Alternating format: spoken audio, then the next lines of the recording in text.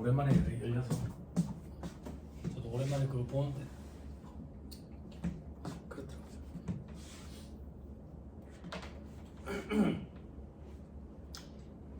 자, 힘냅시다. 그죠? 뉴스 기사 봐봐야 요즘 뭐 좋은 일도 별로 없고,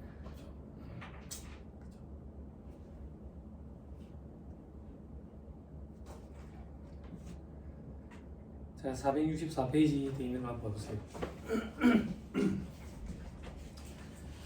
뭐 어떻게 들어가서 뭐 클릭한다 그 얘기예요. 그런 거 필요 없고요. 465페이지 제일 밑에 괄호 4번에 체크만 딱 하세요. 아까 제가 이미 다 설명드린 거예요. 466페이지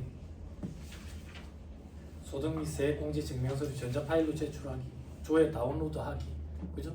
거기는 일반 기업체는 어떤지 모르겠어요. 회계사무실에서는 안내문 보낼 때 절대 비밀번호는 설정하지 마세요 이렇게 보내거든. 이렇게 보내는데 일반 기업체는 또 어떻게 하시는지 모르겠네요. 그죠? 비밀번호 설정에는 좀 귀찮아가지고 좀 그런 게 있어요. 다음 페이지 본인 인증 신청 뭐 이렇게 돼 있죠. 그죠? 이런 걸로 한다 하더라. 넘어가세요. 네, 화면을 막 이렇게 캡처해놨죠. 470페이지 미성년자는 자료 동의 없이 조회 신청할 수 있다.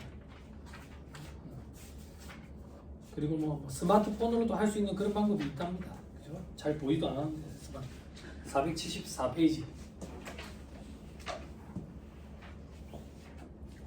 스마트폰 요즘 그 홈택스를 손택스를 얘기하대요. 핸드폰을 손으로 봐서 처음 봤다 이거지. 474페이지 간소화 서비스 전면 개편으로 돼 있죠. 그죠? 요거 조금 얘기하려고 이 페이지 보는 거예요. 간소화 서비스를 개선하여 소득금액 100만원, 총급여액 500만원을 초과하는 부양가족의 공제자료는 원천 배제하고 제공하겠다. 그죠? 이제 됐어요. 뭐가 됐는데 기술적으로 이게 가능했는데 왜 안 되고 있나 이런 궁금증이 좀 있긴 했어요. 그럼 기술적으로 이게 어떻게 됐는데 이거 소득공제에 잘못 넣으면 바로 전화 오거든 이거. 응? 그러면 이제 바로 체크가 되니까 바로 전화 온다는 얘기잖아. 그걸 그냥 연말정산 간소화 서비스에 반영해가지고 혼선을 좀 줄이겠다 그런 얘기인 것 같아요. 감사하죠. 그죠? 근데 여러분들 잘 판단해봐야 돼. 이 소득금액 있을 때. 그래서 좀 따져봐야 돼.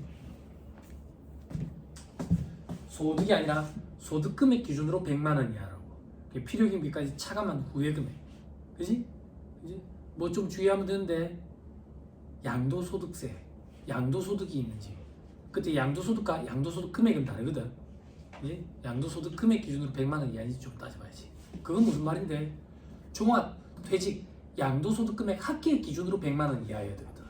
종합만 가지고 하는 게 아니라. 그지? 그리고 좀 편해진 게 뭐 있는데 연금, 사적연금 있지. 사적연금. 우리 사적연금 1200이었나? 1300이 1200이었지.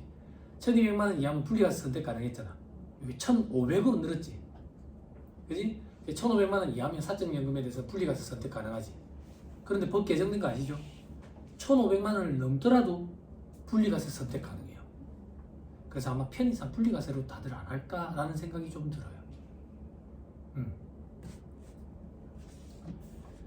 종합퇴직 양도소득금의 합계액으로 100만원 이하니까 분리가세 소득은 제외한다고. 됐죠? 그 정도 얘기하면 되니까. 밑에 동그라미 2번에 부양가족 중 소득기준 초과자는 Y 이렇게 표현하는 거래.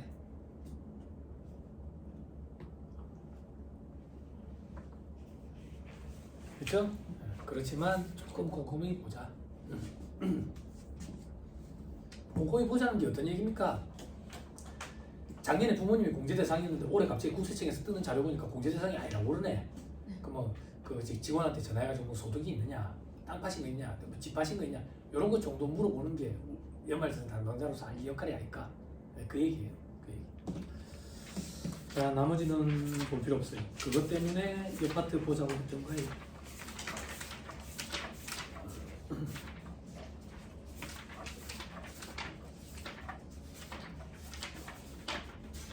됐습니다.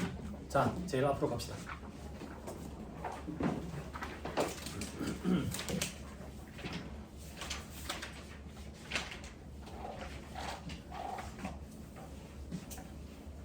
42페이지에 연말정산의 흐름 이제 돼 있죠.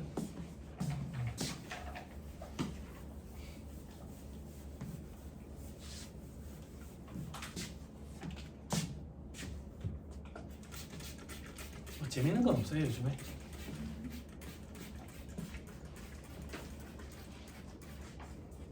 하는 솔로도 요즘 좀 재미없는 것 같아요. 또라이가 하는 게 있어요 재밌는데 요즘엔 다 무난한 애들이 나와서 좀 재미없고. 그거는 다 봤어요. 그 무슨 요리사예요? 흑백 요리사? 그럼 뭔지 몰랐는데 저희 집 애가 얘기해가지고 처음 들어봤네. 흑백 요리사. 아빠 백종원이 왜 1등이 한 말이라는 거야? 백종원이 1등이 백종원이 너 누군지 어떻게 알았어? 엄청 유명한 요리사 있어. 알았어. 그 사람은 그냥 프랜차이즈 사장이죠. 유명한. 안타깝게도 그 흑백 요리사에 나왔던 요리사들이 부산에는 없다면서요. 아니, 사람들이 그걸 찾아가지고 음식점을 가나봐. 근데 부산에는 없는데 감자튀김 가게 하는 사장이 신세계백화점에 파워스토어에 갔잖아. 그래 신세계백화점 그 줄을 섰어. 그래 애들 데리고 그 백화점에 갔을 때 줄을 서 있는데 뭐지? 감자튀김이더라고. 감자튀김 줄을 서서 맥도날드가 잘 모르겠군 봐. 아무튼 그렇게 하는 것 같더라고요. 집어보세요. 전체적으로 잡을게요. 소득세법은 법인세법이랑 다르게 소득 원천설이라고 표현해요. 원천이 되는 소득에 대해서만 과세를 해요. 반대로 법인세는 순자산 증가설이라고 표현해요. 순자산이 증가하면 다 과세예요. 그래서 포괄주의 이렇게 표현한다고. 소득세는 소득 원천설, 원천이 되는 소득에 대해서만 과세한다고. 그럼 원천이 되는 소득이 뭔데? 일일이 하나씩 다 열거해 놓고 있어요. 그래서 열거주의 과세원칙이라고 표현하고, 열거되어 있지 않은 소득은 과세를 안 하는 거예요. 그래서 그 열거되어 있지 않은 소득 중에 제일 대표적인 게 주식 양도 차익이에요. 우리 일반 개인들이 주식 양도 차익이 생겼을 때 주식 해가지고 돈 벌었다고, 그지? 생소하죠? 돈 번 사람이 없으니까. 계란 얘기가 표정이 안 좋으시네. 또 삼성전자에 물린 사람들이 있는 거 아니야? 아, 삼성전자를 믿었는데 막 이런 거 아니야? 어떡해. 한동안 호재가 없을 거라는데 반등의 기미가 안 보인다는데 어떡해. 뭐 주식에 대해서 막 경제학 책도 보고 서점에 가가지고 책을 엄청나게 많이 사봐놔 놓고 결국 투자할 때는 친구 말을 듣고 투자를. 그죠? 그러니까 우리가 그 주식 양도 차익이 생기면 과세를 안 해. 이런 게 열거주의야. 열거되어 있지 않다고. 근데 대주주 양도분, 장외시장 거래분, 혹은 비상장 주식 이런 것들은 열거되어 있기 때문에 과세를 해. 이런 게 열거주의 과세 원칙이에요. 그럼 소득세법은 철저하게 과세 대상 소득에 대해서 이자, 배당, 사업, 근로, 연금, 기타, 퇴직, 양도소득에 대해서 과세한다고. 이게 열거되어 있는 거야. 열거되어 있는 거. 열거를 끊어야 된다고. 끊어야 돼. 왜냐하면 얘들이랑 얘들은 소득이 발생하는 성격이 좀 다르다고 그 얘기야. 어떻게 다른데? 얘들은 매년 발생할 개연성이 높은데 반해 얘들은 수년 혹은 수십 년간 누적된 소득이 한 번에 빵 실현되는 이런 걸 소련 말로 결집 효과라고 그래요. 그래서 그런 결집 효과를 완화하기 위해서 각종 공제 감면 혜택이 많아요. 그냥 한마디로 얘기하면 똑같은 금액을 여기 계산 구조랑 여기 계산 구조에 넣었을 때 여기 계산 구조에 넣었을 때 세금이 상상 그 이상으로 더 적다고. 퇴직해 보신 분들은 알 거예요. 퇴직 소득세가 이 정도 나오지 않을까라고 생각한 것보다 훨씬 더 적게 나온다고. 각종 감면 공제 혜택이 많기 때문에 이런 걸 소련 말로 분류과세 이렇게 표현해요. 그럼 얘들은 매년 발생할 개연성이 높기 때문에 얘들을 다 합쳐서 과세해요. 그래서 종합과세 이렇게 얘기해요. 그럼 어떻게 합치는데 총수익금액이라는 게 있어요. 이 총수익 금액이 법인세법으로 따지면 입금, 회계로 따지면 수익. 여기서 필요경비를 차감하죠. 이게 법인세법으로 따지면 송금, 회계로 따지면 비용. 그러면 총수익금액에서 필요금액을 차감하면 소득금액이 나와요. 이 소득금액에 이자 소득금액, 배당 소득금액, 사업 소득금액, 근로소득금액, 연금 소득금액, 기타 소득금액을 합쳐서 우리는 종합 소득금액이다 이렇게 표현해요.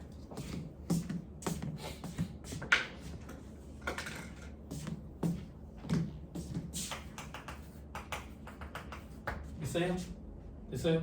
이 종합소득금액, 퇴직소득금액, 양도소득금액 합계액이 100만 원 이하인 경우에 기본공제 대상자가 되는 거예요. 됐어요? 됐어요? 자, 그때 이 소득금액을 계산한 이후에 나중에 공부하겠지만 여기서 소득공제라는 걸 차감한다. 그러면 이제 과세 표준이 나와요. 여기다가 세율을 곱하면 산출세액이 나온다. 산출세액 밑에서 세액감면과 세액공제를 빼는 거지. 됐어요? 이때 이 계산 구조에 근로소득만 있다고 보고 계산해 보는 거. 요게 연말정산이라고. 다른 소득은 없다라고 보고. 그럼 연말정산은 도대체 어떤 개념인데 왜 정산이라는 표현을 쓰는데요? 매달 직원들한테 월급을 줄 때 우리는 원천징수라는 걸 한다고. 그죠? 그럼 원천징수 개념으로 또 갈 거야. 원천징수는 동생들 잘 들어야 돼. 소득을 지급하는 자가 있고 소득을 받는 자가 있어. 지급하는 자가 받는 자에게 소득을 지급할 때 세금을 미리 떼어놓고 지급하는 걸 얘기해요. 이 소득이 이자 소득이라고 가정을 해볼게요. 그리고 금액은 100원이라고 가정을 해볼게요. 그럼 이거에 대한 세금은 얼마인데 국세만 얘기할게요. 14원이라고 가정할게요. 그러면 소득을 지급하는 자가 14원이라는 세금을 떼고 86원만 받는 자한테 주는 거야. 86원만. 됐어요? 어려운 거 없죠? 그죠? 그리고 14원 떼놓은 세금을 다음 달 10일까지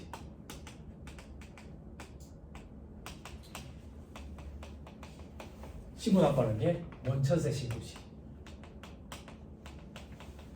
그죠? 원천세 신고. 그때 작성하는 서식을 우리는 원천징수 이행상황 신고서 이러지. 그래서 원천징수 이행상황 신고서의 의미는 소득을 지급하는 자가 받는 자에게 이자 소득이라는 소득을 얼마를 지급하면서 세금을 얼마 떼놨다 라는 걸 국세청에다가 알려주는 절차예요. 됐어요? 그러면 얘들은 지급자들은 세금을 대신 떼가지고 납부를 하네. 바보냐? 응?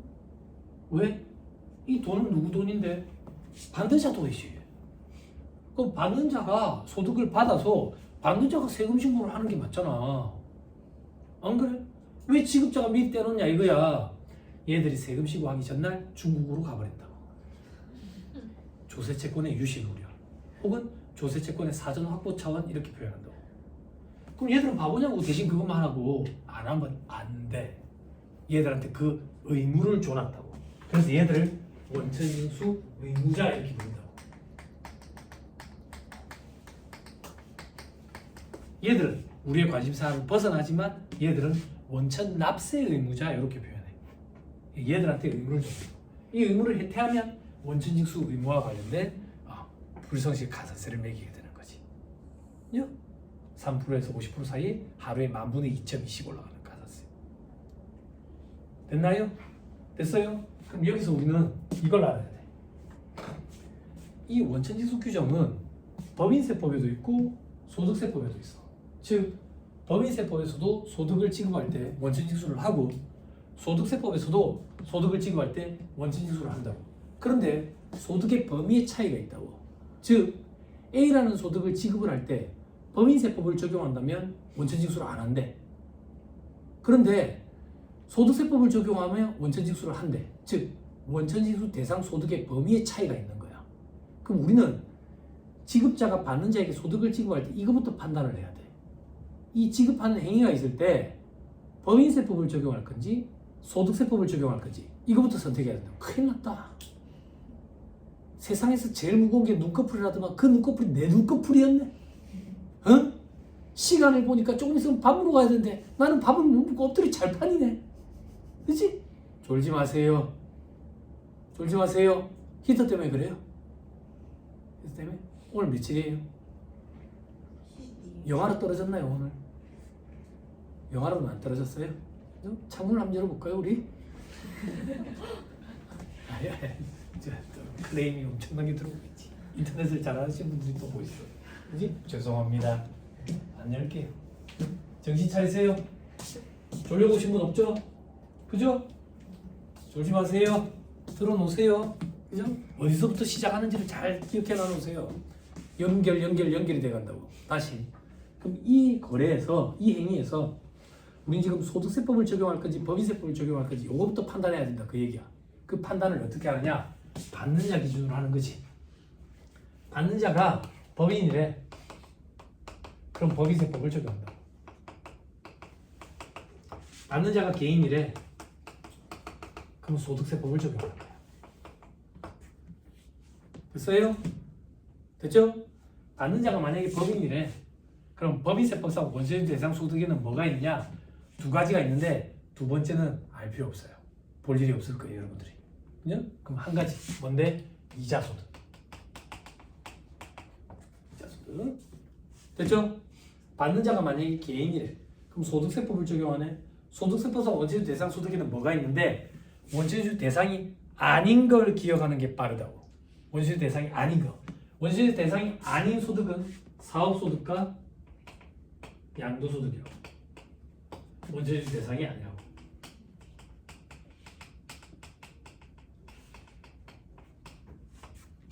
됐어요?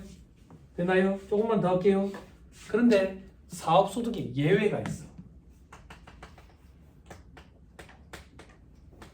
자, 예외가 있다는 얘기는 원천징수를 한다는 얘기예요. 한다 안 한다 하면 되지. 근데 법적 운용으로 돼 있어요. 예외. 그럼 원천징수를 한다는 얘기예요. 첫 번째, 부가세라고 표현할게요. 원래 부가가치세를 해야 되는데 세법에 부가세라는 별도 용어가 또 있어요. 그렇지만 그냥 부가세라 할게요. 부가세가 면제되는 일정한 인적 용량. 이게 저예요. 저예요. 개인이 물적 시설 없이 독립된 자격으로 여기 와서 계속 반복성을 띠면서 강의하고 받는 강의료. 부가세 면제된다고. 3.3% 원천징수. 요걸 얘기하는 거예요. 요걸 알려면 이거 부가가치세법까지 가야 되는 거예요. 됐죠? 또 하나, 부가세가 면제되는 의료보건용량. 요거 나와 보실 일이 거의 없을 거예요. 사업주들이 우리 직원들 아프면 개인 병원이랑 계약해가지고 거기 진료받도록 해주는 거, 그죠? 그런 일은 거의 없죠. 아프면 네가 잘못해서 아픈 거지. 돈도 안 주려고. 다 그렇진 않습니다. 네, 다 그렇진 않습니다. 사업주들 요즘 차차차. 됐어요? 다시. 그럼 소득세법상 원천징수 대상이 아닌 소득은 사업소득과 양도소득. 나머지는 다 원천징수 대상이란 얘기네. 나머지가 뭔데? 이자, 배당, 이자, 배당, 근로, 연금, 기타, 퇴직소득. 그럼 우리가 지금 초점으로 보는 건 근로소득이잖아. 원천징수 대상이란 얘기네. 그러면 소득을 지급을 할 때, 직원들한테 월급을 줄 때 세금을 미리 떼놔야 되네. 됐어요? 됐나요? 칠판 계속 보세요. 자, 근로소득의 총수익 금액은 별도의 용어를 정해놓고 우리가 불러요. 약속이에요. 법과 위의 약속. 우리가 그 용어를 알아야 법조문을 읽을 수 있어요. 그게 총급여액이에요. 근로소득 필요금리로 차감해주는 것은 우리가 4대 법적 증빙이라고 부르는 세금계산서, 계산서, 신용카드 매출전표 등 현금 영수증을 입증을 할 수 있도록 다 모아가지고 경기 처리하는 게 아니라 법에 따라 일률적으로 계산된 산식에 의한 금액을 차감해줘요. 그 산식에 의한 금액을 근로소득공제 이렇게 표현해요. 그래서 총급여액에서 근로소득공제를 빼서 근로소득금액 이렇게 얘기한다고. 이 밑에서 우리는 소득공제를 차감해요. 나중에 하나씩 할 거니까 지금은 소득공제 어떻게 있는데 인적공제가 있어요. 인적공제 기본공제라는 게 있고 추가공제 있죠. 기본공제 대상자 한 명당 연간 150만 원. 추가공제 경로대사공제, 장애인공제, 한부공제, 부녀자공제 이런 거 있죠. 100만 원, 200만 원, 50만 원, 100만 원 이런 거 있어요. 또 어떻게 있는데 연금보험료공제라는 게 있어요. 연금보험료 국민연금 넣은 거. 또 뭐 있는데 방금 했던 거 주택담보노후연금 이자비용공제라는 거. 또 어떻게 있는데 주택자금공제라는 게 있어요. 주택자금공제에 어떤 게 있는데 청약저축 넣는 걸. 그죠? 그리고 저희 구민주택 임차자금 원리금 상환액 공제, 장기주택 저당 차입금 이자 상환액 공제. 또 어떻게 있는데 또 어떻게 다 했네. 됐죠? 그죠? 그러면 여기 밑에 감면공제 있죠. 여기는 이제 세액공제야. 이 세액공제에 어떻게 있는데 보험료 세액공제라는 게 있어요. 여기 공적보험, 특별소득공제 공적보험이 있어요. 나머지 이제 건강보험, 노인장, 교양보험 그리고 고용보험, 산재보험은요 산재보험은 사업주만 내는 거기 때문에 여기 보험료 공제는 사적보험을 얘기하는 거예요. 일반 보장성 보험이라든지 장애인 전용 보장성 보험. 그냥 간단히 얘기하면 자동차 보험 생각하면 돼요. 그죠? 포르쉐부터 부자라면서요. 벤츠 타는 사람 부자 아니래요. 왜 포르쉐부터 부자인데? 보험료 400이라면서요. 그 유지 관리가 힘든 거죠. 유지 관리. 그럼 이미 100만 원 한도 넣어버렸죠. 그죠? 그럼 다른 자격 볼 필요도 없죠. 편하지 않아요. 그래. 아무튼 보험료 공제, 그리고 의료비 공제, 그죠? 교육비 공제, 그리고 기부금 세액 공제 이런 것들이 있다고. 뭐 월세 세액 공제 이런 것도 있을 거고. 그럼 제가 하고 싶은 얘기는 뭐냐면 우리가 전국 각지에 뿔뿔이 흩어져가지고 다 다른 일을 한다고 가정할게. 각자 다 다른 사정이 있고. 근데 공교롭게도 매달 받는 월급은 200만 원으로 똑같다고 볼게. 200만 원으로. 그러면 내가 내야 될 세금과 이 사람이 내야 될 세금은 이 계산서를 다 집어넣어야 돼. 이거 봐봐. 이거 봐. 이거 누가 봐도 금수저 아니야? 누가 봐도 흑수저 아니야? 왜? 반대로 얘기했으면 앞으로 올릴 거잖아. 그래서 그렇죠. 아니 그렇잖아. 이 사람은 태생이 금수저라 가지고 자기 200만 원 벌고 자기 유흥을 위해서 다 쓴대. 술 닦고 마시고 막 이런데. 근데 나는 태생이 흑수저라 가지고 너무 공양해야 되고 자식 키워야 되고 막 돈이 들어갈 때가 많아. 내가 끔한 통도 못 사 먹겠는 거야. 끔한 통도. 그러면 소득세는 인적 공제 혜택을 줘가지고 이런 각종 공제 혜택을 줘가지고 세부담을 달리하게 하는 거지. 그치? 그럼 제가 하고 싶은 얘기는 똑같이 200만 원을 받았음에도 불구하고 세금은 다 다르다 그거야. 그치? 1월치 월급을 주는 거야. 1월 한 달 월급을. 1월 월급을 준다고. 1년이 아직 안 돼가지고 내가 내야 될 세금이 계산이 안 돼 있는데 1월에 세금 내가 얼마 낼 건지 어떻게 알아가지고 국세청에서 떼냐 이거야. 국세청에 수십 년간 누적된 데이터가 있는 거야. 요 정도 소득을 받는 사람이 공제 대상 가족이 몇 명 정도 있으면 1년에 세금이 24만 원 정도 되던데 그러면 12로 나누면 한 달에 2만 원 정도씩 떼면 되겠네. 요게 간이세예요. 말 그대로 간이. 대충 떼는 거지. 그래서 한 달에 2만 원씩 월급 200만 원 받을 때마다 2만 원씩 세금을 떼가지고 1년 12달 24만 원을 떼놨는데 나중에 근로소득과 관련해가지고 내가 납부해야 될 세금을 계산했더니 20만 원이 돼. 나는 얼마를 내놨어? 그러면 4만 원을 돌려받는 거지. 계산했더니 납부해야 될 세금이 30만 원이 돼. 그럼 나는 6만 원을 깨내는 거지. 이게 연말정산이야. 연말정산. 즉 연말정산은 근로소득만 있다고 보고 종합소득세 계산구조에 넣어가지고 계산을 해보는 거지. 그럼 이 연말정산이 언제 이루어지냐고? 언제 이루어져? 뒤에 뭐 있는 거 아니죠? 싸늘하네 또. 그죠? 이 연말정산 언제 이루어지냐고? 2월분 급여를 지급할 때 이루어진다 그러지. 그러면 경력이 짧은 동생들은 또 이런다고. 2월이면 2월이지. 2월분 급여를 지급할 때 연말정산이 이루어진다는 얘기도 또 무슨 얘기입니까? 이라는 거야. 아까 내가 24만 원을 내놨는데 납부해야 될 세액이 20만 원이라서 4만 원을 돌려받아야 될 판이야. 근데 2월에 내가 월급을 받으면서 또 원천징수 돼가지고 2만 원 떼야 된대. 그거랑 퉁친다 그 얘기야. 퉁쳐서 나는 2만 원만 돌려받는 거지. 다시 6만 원을 개내야 되는 입장이면 합쳐서 8만 원을 개내야지. 그래서 2월분 급여를 지급할 때 연말정산을 한다 이렇게 표현하는 거예요. 그럼 그거는 국세청에서 어떻게 알아가지고 그런 걸 하는데요? 국세청은 몰라. 내한테 얼마 돌려줘야 되고 이 사람한테서는 얼마를 더 추징해야 되는지 그건 회사의 연말정산 담당자가 관리를 하는 거지. 국세청에서는 이 회사의 근로소득자들을 다 합쳐서 환급 금액이 얼마다 혹은 주간 납부했어야지 얼마다라고 결정을 해서 이렇게 해주는 거예요. 내부적으로 이 직원은 환급이고 이 직원은 주간 납부해야 되고 이건 내부적으로 관리를 하는 거지. 관리를. 됐죠? 됐죠? 그게 연말정산이라 별거 없죠? 그죠? 뭘 공부를 해야 돼서 소득세법 공부해야 된다. 소득세법. 이거 분명히 또 있거든. 회계사무실 오신 분들, 일반 기업체도 또 그런 분들도 있을 수 있어. 얘기 안 하고 있다 보고 가만히 있다가 내일 마지막 시간이 되잖아. 내일 마지막 시간이 되고 근데 세무사님 금융소득조합 가서 좀 해주세요. 뭐 해마다 있었어. 근데 연말정산 강의인데 어떡해. 그래서 종소세 실무 강의가 있어요. 그때 금융소득조합 가서 얘기를 좀 하는데 종소세 실무 강의 또 저기 대구에 갔더니 궁금해 하시는데 수요가 있어야지. 이 종소세 실무 강의는 4월 정도 돼야지 수요가 있을 때. 지금은 연말정산, 법인결산 그리고 부가세 실무 이런 거 할 때. 연말정산은 이런 개념이다. 그래서 우리는 이 계산 구조를 보는 거야. 계산 구조. 됐죠? 오케이. 봅시다. 자, 32페이지 근로소득 과세 방법. 상시 근로자 되죠. 표에. 그죠? 상시 근로자는 연말정산이라는 걸 한다.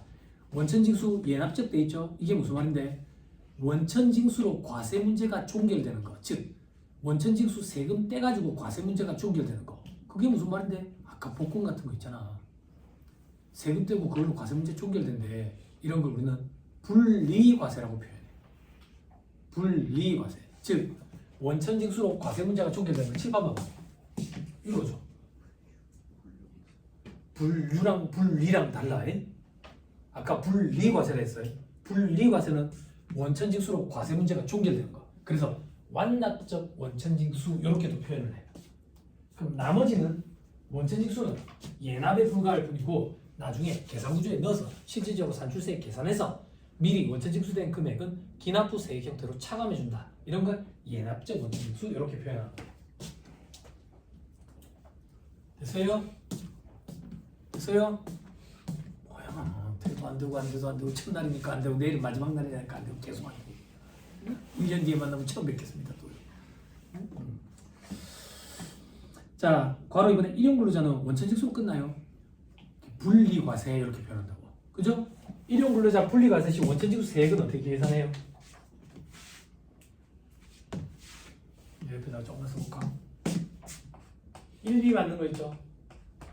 1비 거기서 얼마 빼요? 15. 일당이 많이 올랐거든. 예전에 10만 원이었는데 요즘에는 잡부도 10만 원 넘게 받아. 노가다 뒤로 가면 15만 원. 여기 세율은 제일 낮은 세율이 6% 적용이야. 그리고 근로소득 세액공제라는 게 있거든. 요거는 착성하면 안 돼. 요건 근로소득공제고 여기 밑에 근로소득 세액공제라고 있어. 그래서 직장인들은 공제택이 여러 개 있어. 그래서 밖에 사업하는 사람들은 요즘 같은 시기에는 따박따박 정해진 월급 받으면 저축도 할 수 있고 참 좋겠다 이런 거. 직장인들은 우리는 유리지갑이라 가지고 세금 있는 데서 다 내고 사업소득자 저것들은 세금도 제대로 안 내는데 서로 남의 떡이 크고 남의 떡. 근로소득 세액공제라는 게 있다. 세액공제. 얘들은 55%를 내죠. 55. 그래서 1-55%를 받아. 요 금액이 일용근로자의 분리과세 시 원천징수세액. 요걸로 과세 문제가 종결된다 그 얘기야. 됐죠? 일용직에 대해서도 우리는 지금 현재에서 써야죠. 그죠? 과거에는 분기별로 썼는데 이것도 이제 매월 쏘는 거예요. 근데 번거로워요. 매월이 차라리 낫지 않아요? 빠뜨리는 일이 좀 싫으면 뭐 싫을 수 있죠. 싫을 수 있죠. 제가 얘기하는 게 싫은 건 아니죠. 그죠? 너 우리한테 오준다 이런 건 아니죠. 응? 아니 이게 규정이 다 똑같이 매월이면 차라리 번거롭더라도 놓치고 이런 일이 없을 텐데 좀 그렇죠. 지급 명세서도 봐봐. 우리 근로소득과 관련된 지급 명세서 언제까지 써요? 3월 10일까지 쏘잖아. 원래 지급 명세서는 2월 말까지잖아. 근데 그때 워낙 바쁘니까 3월 10일까지로 연장해 주는데 이것 때문에 동생들이 금융소득에 대한 지급 명세서를 3월 10일까지 쏘면 되는 줄 착각해가지고 사고가 터져. 사고가 터져. 통일시키면 좋을 것 같기도 한데 그건 제 개인적인 생각입니다. 개인적인. 물론 이제 기획재정부에 전화를 해봐야 안 받겠지만 그렇죠? 그렇죠? 그리고 그런 거 좀 질문하시는 분들 계셔가지고 뒤에 가면 나올 건데 그거 안 볼 건데 일용직이 어떤 개념인가요? 이렇게 물어보시는 분들이 계시더라고요. 세무사님 일용직들이 동일한 고용주에게 3개월 이내 근속하고 있는 자 3개월 이내 3개월까지가 일용직. 근데 세무사님 조문에 보니까 건설 관련 종사자는 1년이고 하역작업 종사자는 기간에 정함이 없던데요. 그러면 계속 일해도 일용직인 거예요? 계속 일해도? 그럼 어떻게 구분이 돼요? 이렇게 질문하는 사람이 간혹 있긴 해. 그러니까 기본 개념이 안 잡혀 있어서 그래. 기본 개념, 일용직에 대한 기본 개념은 일비 혹은 시간제로 돈을 받는 사람을 일용직이라고 해.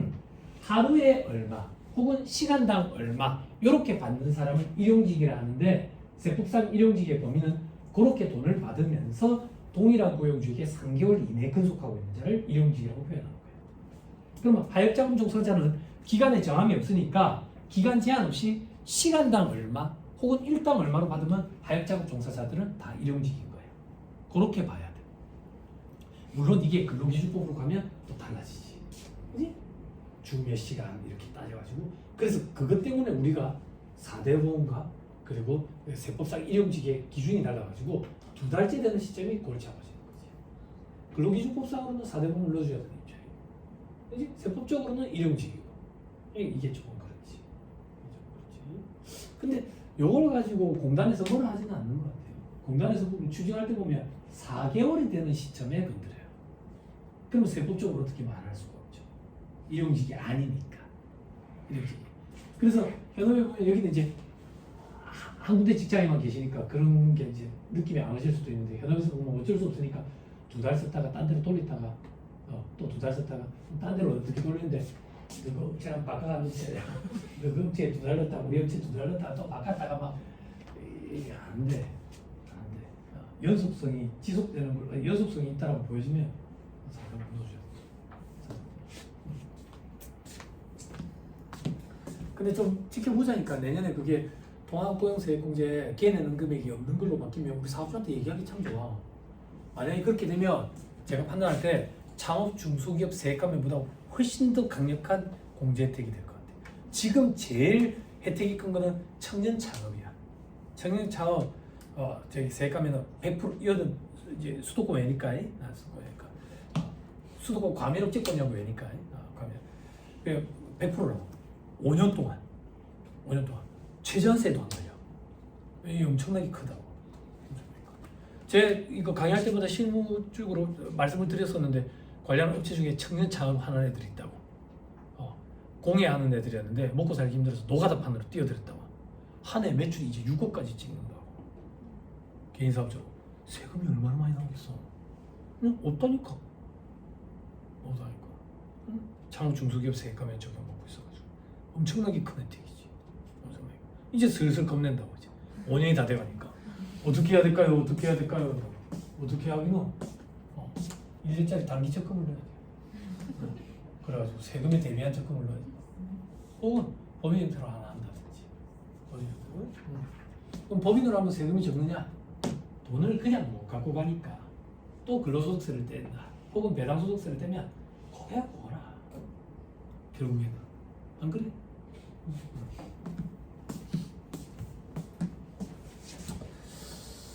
있습니다. 자, 일용직들은 이렇게 해요. 그리고 여러분 일용직 있는데 아마 있을 건데 일용직이 요즘에 일당을 안 받아가요. 과거에나 우리가 사람들 이제 노가다 하는 사람들 비하발언으로 노가다 하는 사람들 하루 벌어서 하루 먹고 산다더라 뭐 어쩌고 저쩌고 이랬지. 요즘에 노가다 하는 사람들도 월급으로 받아갈라 하지 저렇게 하루씩 안 받아가요. 그러면 저거 원천징수 세액 어떻게 계산하냐 이거예요. 하루 계산해 가지고 합산해 가지고 해요. 무슨 말인지 이해했죠? 세법에 예규가 정해져 있어요. 그렇게 하도록 돼 있어요. 그렇게 할 때랑 안 할 때랑 단수 차이가 많이 나거든. 자, 그리고 밑에 원천인수 되지 않은 근로소득이 있는데 이건 납세조합인데 납세조합 꾸려져 있는 데 있어요, 여러분? 없죠? 회계사무실 없어요? 배 타는데 원양어선 없어요? 이건 뭐냐면 듣고 올리세요. 그냥 우리 여기는 아직도 그런 용어 쓰시는 분 갑종, 을종 이런 얘기 들어보셨죠? 그죠? 요즘에 그런 용어 안 쓰거든. 과거에 쓰던 용어야. 동생들 처음 들어봐요? 갑종 근로소득, 을종 근로소득 이래 불렀거든. 과거에 갑종 근로소득이 지금은 원천인수 대상이 되는 근로소득, 원천인수 대상이 되지 않는 근로소득을 을종 이렇게 불렀어. 근데 지금은 갑종, 을종이라는 표현을 안 써. 그래서 이제 배 타거나 이런 경우에 이제 원천인수를 안 하는 경우가 있거든. 그런 경우에는 이제 납세조합을 다 꾸리고 있어. 납세조합 꾸리고 있으면 납세조합 이제 세공제 혜택이 있기 때문에 웬만하면 다 꾸리고 있거든. 그래서 별로 신경 쓸 게 없어. 을종 근로소득이 있는 업체를 맡게 됐는데 겁낼 필요 없다 그 얘기야. 납세조합에서 알아서 다 해. 연말정산까지도 다 이루어진다고. 자, 됐죠? 자, 밑에 상시 근로자의 과세 방법. 자, 6에서 45% 돼 있죠? 듣고 올리세요. 6, 15, 24, 35, 38, 40, 42, 45%. 총 8개 구간이라 가지고 8단계 초과 누진 세율 이렇게 표현해요. 그 초과 누진 세율 구간이 좀 달라졌어요. 듣고 올리세요. 1200까지 6%였는데 이게 1400으로 늘었고요. 두 번째 구간이 5000으로 늘었어요. 그러면 실질적으로 계산을 해보면 저는 고시생들 상대로 강의하니까 상출세 계산을 여러 번 하거든요. 해보면 확실히 줄어들어. 저소득층의 세부담이 확 줄어들었어. 확 줄어들었어. 그리고 뭐 제가 통계 자료를 직접적으로 본 건 아닌데 여러분들 세액공제 감면 혜택에 보면 15%가 많아요. 15%가 많은 이유가 우리나라 근로소득자들이 15% 구간에 제일 많대요. 그래서 공제 감면 혜택도 15%를 많이 해주는 거예요.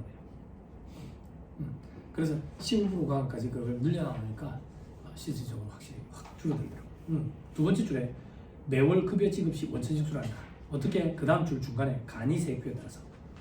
그리고 그 다음 줄 끝에 다음에 2월에 연말정산을 하는 거지. 그 밑에 줄 끝에 환급, 그 다음 줄에 납부. 그 줄 끝에 연말정산을 통해서 소득세 납부한 자는 다음에 올해 종소세 확정신고를 안 해도 된다. 칠판. 연말정산은 근로소득만 있다고 보고 종합소득세 계산구조에 넣어가지고 계산을 했기 때문에 만약에 타소득이 없다면 종소세 확정신고를 안 해도 돼. 타소득이 있으면 해야 되겠지. 그런데 이런 경우가 있대. 타소득이 분리과세 소득이래. 그러면 여기 계산구조에 같이 안 넣을 거니까 그때도 종소세 확정신고 의무가 없어. 분리과세 소득이 어떤 게 있는데요? 퇴직소득. 요번에 퇴직한 거야. 7월 1일자로. 그럼 퇴직금 받은 게 있을 거고 6월까지 일한 근로소득이 있을 거고. 그지? 됐죠? 연말정산으로 끝난다. 물론 약식으로 이루어지겠죠. 그죠? 됐죠? 그런 것들. 그럼 금융소득이 있대. 금융소득이 있는데 2천만 원이 안 돼가지고 분리과세로 끝난대. 그런 것들도 분리과세로 끝나고 요거는 연말정산으로 끝나고. 됐죠? 됐어요? 근데 연금받은 또 있대. 공적연금이래. 공적연금도 연말정산을 해요. 1월에 해요. 연말정산 하는 게 두 개가 있대. 합산해야 돼요. 종소세 확정신고를 해야 돼요. 그런 걸 연말정산 담당자로서 안내를 해줘야 돼요. 복권 당첨된 게 있대. 복권 당첨된 거 괜찮다고. 분리과세로 끝난다고. 분리과세로. 됐어요? 됐죠?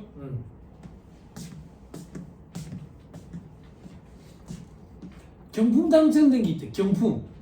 그냥 부럽지. 그지? 그럴 때는 합산되는 경우가 있긴 해요. 기타 소득 금액이 300만 원이 넘는 경우에. 기타 소득 금액이 300만 원 이하인 경우는 분리과세 선택 가능해요. 자, 아까 요 얘기 안 했네. 기타 소득. 초심자들은 그런 얘기 하거든. 기타. 나머지 기타니까 기타 소득 아닙니까? 그럼 결국에는 다 과세하는 거 아니에요? 소리말 조금만 할게요. 소득세법상 기타 소득의 정의는 이자, 배당, 사업, 근로, 연금, 퇴직, 양도소득에 속하지 아니하는 소득으로서 소득세법상 열거된 소득이라고 되어 있다. 그것도 열거돼 있다. 이제 감사하게도 요번에는 남성분이 2분이 나와주셨어요. 지난달에는 전부 여성밖에 없어가지고 공감대 형성이 안 되더라고. 남성분이 2분이나 계시니까. 그죠? 기타 소득 강의할 때마다 제가 이 얘기를 해요. 그죠? 남성분들 길 가다가 지갑 주우면 어떻게 하죠? 민증 사진을 보죠. 그죠? 여성들이랑 달라요. 그래서 민증 사진을 보고 예쁘면 찾아다 주고, 그죠? 못생겼으면 쓰레기통에 갖다 던지는 거죠. 그죠? 근데 이게 웬거 민증 사진 봤는데 예뻐. 실제랑은 좀 다르겠지만, 그지? 이 여권 사진을 봐야 돼. 여권 사진은 실제랑 다르면 못 나가거든. 네? 아니 그런 거 있잖아. 그래서 갖다 주면 이 여성이 고맙다고 내한테 사례를 해주네. 그런 거 기타 소득. 혹은 복덕방 제이들이 이주 계약해가지고 위약금을 내한테 주네. 기타 소득. 또 어떤 거 있는데 뇌물 이런 것도 기타 소득. 슬로모션 당첨 부품 이런 거 한 번도 안 땡겨봤는데 동시대 살아오신 분들 좀 도와주세요. 이 동생들은 잘 모를 거야. 요즘에 텔레비에 간혹 나와. 오연수 아줌마라는 아줌마가 있어. 근데 그 아줌마의 남편이 손지창 아저씨거든. 손지창 아저씨라고 예전에 이렇게 고글을 끼고 뒤로 터닝하면서 3점 슛을 넣는 농구 선수 비슷한 그런 연예인이 있었어. 근데 그 사람이 어느 순간 연예계에서 발자취를 감춰버렸다. 묵고 살기 편해서 왜 안 나오지? 뉴스에 떠들었어. 장모가 라스베이거스에서 잭팟이 나왔어. 기억나요? 미안해요. 너무 옛날 얘기죠. 그죠? 동조했다간 옛날 사람이 되죠. 그죠? 그때 제 기억에 정확히 기억이 안 나는데 70몇 억인가 700 몇십 억인가 그래. 뉴스에도 났다니까. 손지창 씨 장모가 이러면서 뉴스에도 났다고. 일 안 해도 되는 거 아니야? 응? 장모님이랑 친해지는 거지. 네, 그런 건 기타 소득으로 가세요. 기타 소득. 또 어떤 게 있는데 아까 얘기한 강사. 또 어떤 게 있겠나? 여러분들 그 관련 업체에 이제 대표이사가 그만두잖아요. 그럼 고문 계약을 한대지. 고문 계약. 그거를 못 먹고 살아. 그래서 회사에서 갑자기 특강 이런 거 열어요. 제 실제 경험이에요. 실제 경험. 제가 응화 하나 있을 때 응화 하나에 안 오는 사람들 응화 하나 있었거든. 어딘지 절대 모르겠죠. 알면 안 잡혀요. 그랬을 때 대표이사가 나가게 되면서 이제 고문님으로 앉혔거든. 근데 갑자기 회사에 특강이 열리는 거야. 전원 다 참석해야 된대. 바빠 죽겠는데 금요일 저녁 6시에. 그러더니 큰 강당에 교수방이 열려있는 거야. 쫙 이렇게. 웃음 치료 강의 이렇게. 그리고 강사가 들어오는데 고문님이야. 고문님이 들어가 앞에서 그러니까 자 다 같이 해봅시다. 하하하 이걸 하지. 무조건 웃어야 돼. 그러면서 나중에 지출하는 거 기획팀에서 예산 관리하니까 예산 집행되는 거 실적 보니까 500만 원이라고. 500만 원. 와 우리 돈 버는 게 참 편하구나. 하하 이거 몇 번에 이제 500만 원인 거야. 네, 그럴 때 이제 기타 소득으로 과세를 한다든지 그런 것들입니다. 기타 소득.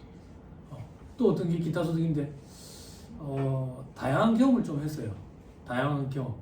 조금만 말씀드리면 제가 아는 사람들 여기에 들어갈 그 시점에 언론에 떠들썩하게 시끄러운 사건이 하나 발생했는데 어떤 사건이었냐면 서울대에서 중간고사인가 기말고사인가 교수님이 시험 문제를 냈는데 시험 문제 내면서 자기 이름이랑 주소를 한자로 쓰라고 시켰는데 아무도 못 써냈대. 그게 언론에 난리가 난 거야. 요즘 애들 한자 모른다 해가지고. 그래가지고 갑자기 삼성에서 우리 이제 신입사원 채용할 때 한자 시험을 보겠다 이러는 거야. 그럼 삼성에서 하면 다 하는 거지. 그래서 제가 입사할 때 응하지 않아도 한자 시험을 봤어요. 한자 시험. 근데 제가 그때 중국에서 각기국 했거든. 그래 한자 시험 보는데 한자 모르니까 중국어로 막 썼는데 다 맞다 해준 거야. 그래서 운이 좋게도 그 출제를 제가 한 적이 있어요. 그 회사에서 얼마 주겠죠. 그죠? 이런 건 업무의 연장이에요. 회식과 비슷하게. 근로소 들어오고 과세가 돼요. 앞벌 소리 한 줄 알았어요? 업무의 연장이에요. 근로소 들어오고 과세가 돼요. 그죠? 우리 회사 생활할 때 정말 좋은 회사 있죠? 어떤 회사? 가족 같은 분위기. 그죠? 가족 같은 분위기. 회계 사무실로 따지면 어떤 데가 가족 같은 분위기인데 그 지금 세무사님이 아들내미고 아버지가 사무장이고 어머니가 실장이고 여동생이 직원 나만 남이야.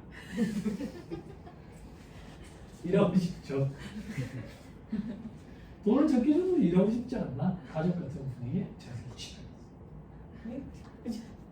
이런 일반 직장은 어떤 데가 가족 같은 분위기인데, 그죠? 실사례예요. 금요일 저녁이에요. 총팀장이 불러요. 여보야, 주말에 혹시 부산 집에 내려가냐? 네가 왜 그러냐? 니도 가고 싶으면 가든가. 아니 안 내려가는데 왜 그러신데요? 아 그래? 우리 여자친구랑 같이 경주 불국사 좀 갔다 와. 경주 불국사? 응? 아 왜요? 갔다 와가지고 기획문제 없어서 제출해. 기획문제 없어. 아 팀장이 저한테 왜 그러시는데요? 왜 그러게요? 아무도 안 가라니까 네가 갔다 와야지. 그때 엄청 불쾌했다. 왜 불쾌했는지 알아요? 여자친구 없었어. 아 엄청 불쾌. 엄청 불쾌. 그럼 뭐 제 성격에 저도 성격이 보통이 없는데 경주 불국사를 갔다 왔겠어요? 안 갔다 왔죠. 기획문 써냈죠. 어떻게 써냈겠어요? 네이버 지식인님한테 내공 100을 걸면서 부탁했죠. A 플러스 다 맞는.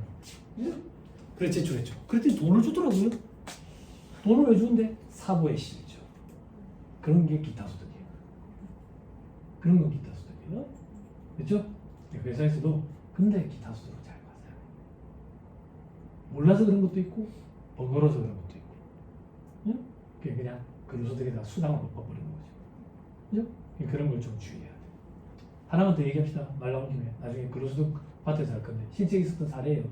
그때도 연말정산 강의였던 것 같은데 그때는 회계사무실 직원분들은 없었어요. 수요가 많다고 하니까 그냥 일반 기업체 대상 그리고 그 다음 주에는 회계사무실 대상 이래 했었다고. 그때 우리나라에 현대중공업에서 왔어요. 5개 있었는데 2명이 왔는데 아직도 기억나. 나 강의할 때마다 얘기하는데 2명이 왔는데 할아버지랑 이렇게 동생들처럼 새파랗게 젊은 여자야. 내가 왜 아직도 기억하냐면 걔가 이틀 동안 계속 자. 계속 자. 이틀 동안 계속 자. 이 할아버지 대단한 사람이 내가 볼 때는 상관인 것 같은데 안 뭐라 하더라고. 계속 자. 예. 계속 자. 근데 얘가 갑자기 쉬는 시간에 온 거야. 부탁드릴 게 있다고. 기분 안 좋지. 저도 강의는 강사라서 열심히 하는 사람이 예뻐 보이거든. 저렇게 못생겨 보이더라고. 왜요? 그러니까 저기 임원분께서 뭐 물어볼 게 있다는데 임원이 바로 오면 되지 왜 이렇게 하면. 그 할아버지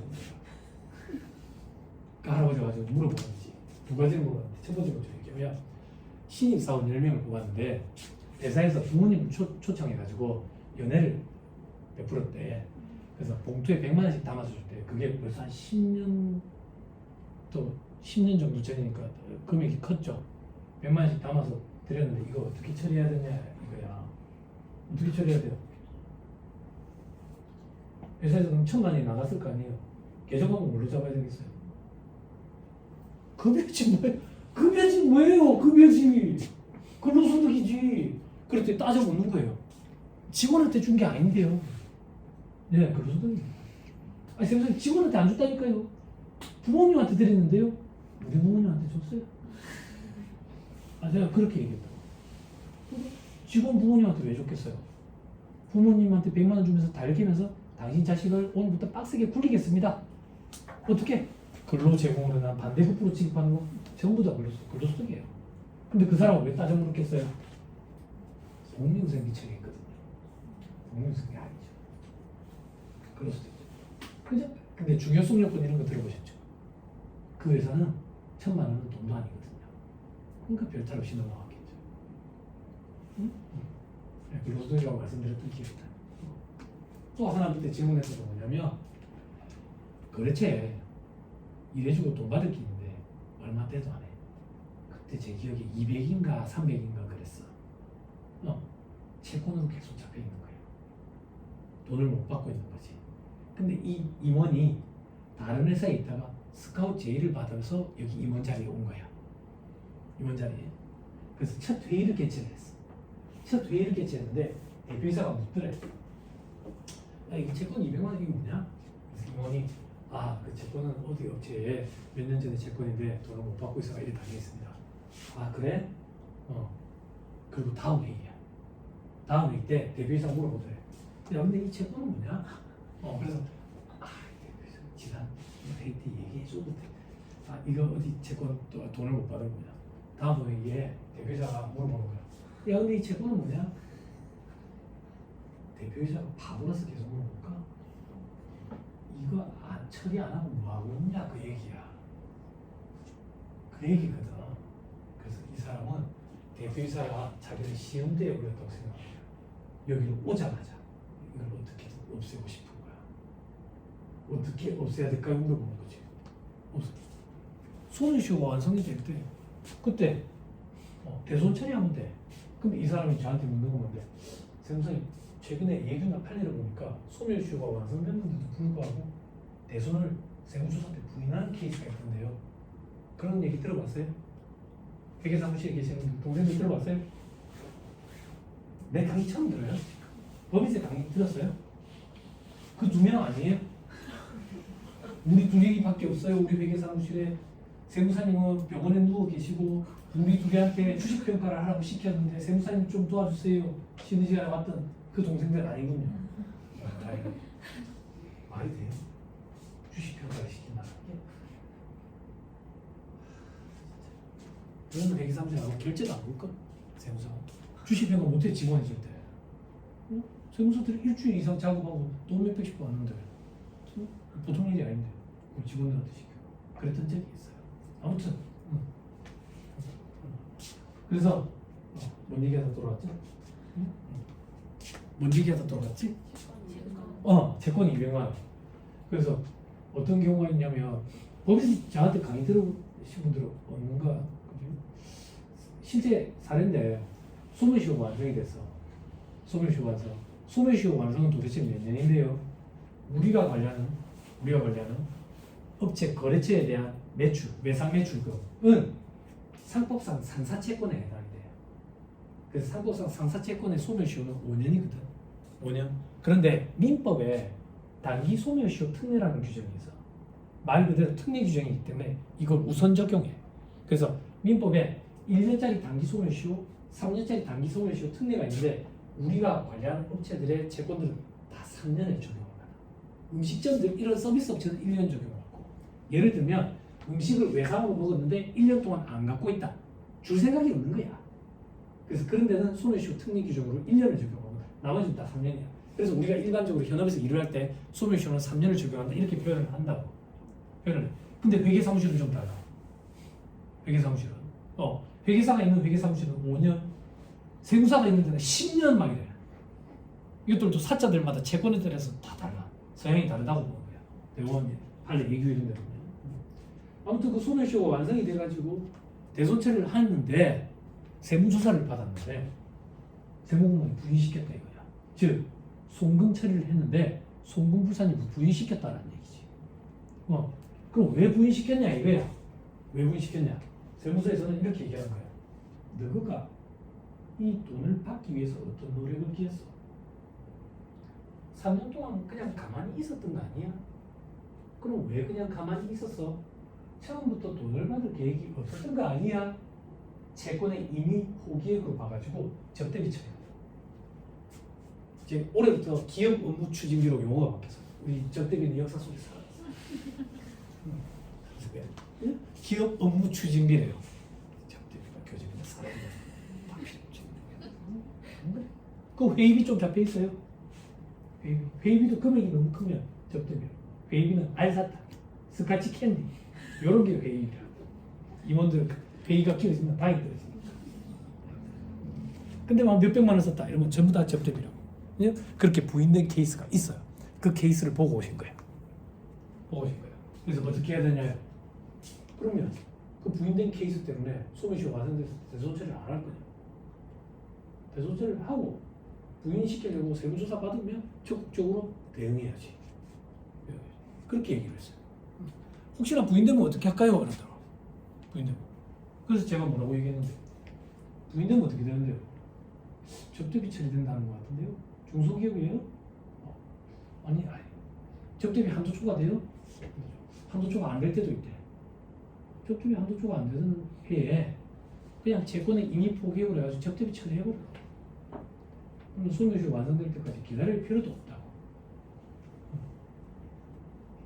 그랬더니 확실한 거에도 자꾸 묻더라고. 그럼 하지 말자. 무슨 소리 하는 그런 생각이 들었어요. 그래서 그런 케이스가 있긴 있어요. 그렇다고 우리가 그러면 그 케이스 하나 때문에 소멸시효 완성됐는데 대손 처리 못한다? 그것도 좀 아니거든요. 그죠? 그리고 어차피 대손 처리를 했는데 접대비로 부인될 것 같으면 접대비 한도 초과가 되지 않는 해에 소멸시효 완성될 때까지 기다릴 필요도 없이 대손 처리를 해버리면 되겠죠. 또 어떤 거? 대손 사이에 중소기업 외상매출금으로서 2년 이상 경과한 거 조문 들어온 거 알고 있죠? 그게 들어온 지 몇 년 안 됐거든. 그 조문이 들어왔을 때 요거는 그럼 어떻게 해야 되느냐? 요거는 뭘 어떻게 해야 되느냐 상관없이 결론만 말씀드리면 그 조문이 들어온 해부터 2년 이상 경과한 외상매출금에 대해서 중소기업들은 대손 처리를 엄청나게 많이 했어요 지금. 만약에 국세청에서 이걸 부인시켜버리면 엄청나게 큰 일이 벌어질 거예요. 불복이 난무할 거예요. 그래서 아마 그건 안 될 거예요. 예규에도 보면 그거는 괜찮다. 괜찮다는 얘기는 뭡니까? 그럼 안 괜찮으면 뭐예요? 원래 이 법인세법상 대손 사유에 파산, 형의 집행, 강제 집행, 사망, 실종, 행방불명 이런 게 있다. 사업체가 파산했어. 형의 집행 깜빡 같아. 강제 집행, 사망, 실종, 시멘트 콘크리트 안에 들어가 바닷속에 풍덩했다. 신세계 송지효처럼. 그러면 우리가 대손 처리를 할 수 있느냐? 아니 부인돼. 대손 사유라고 돼 있잖아. 엄밀히 얘기하면 대손 사유에 해당하는데 그 사유가 있다고 해서 대손 처리를 할 수 있는 게 아니라 그 사유에 해당하면서 이 사람이 내한테 돈을 갚을 능력이 없다는 걸 입증을 해야 돼. 즉 이 사람이 무재산이라는 건 내가 입증을 해야 되는데 내가 이 사람이 재산이 있는지 없는지를 어떻게 입증을 할 거냐고. 그래서 대손 처리를 했을 때 부인되는 경우가 있어. 부인되는 경우가. 그러면 중소기업 외상매출금으로서 2년 이상 경과한 것도 그 사람이 무재산이라는 걸 내가 입증해야 되느냐? 요거에 대해서 견해가 갈렸었다고.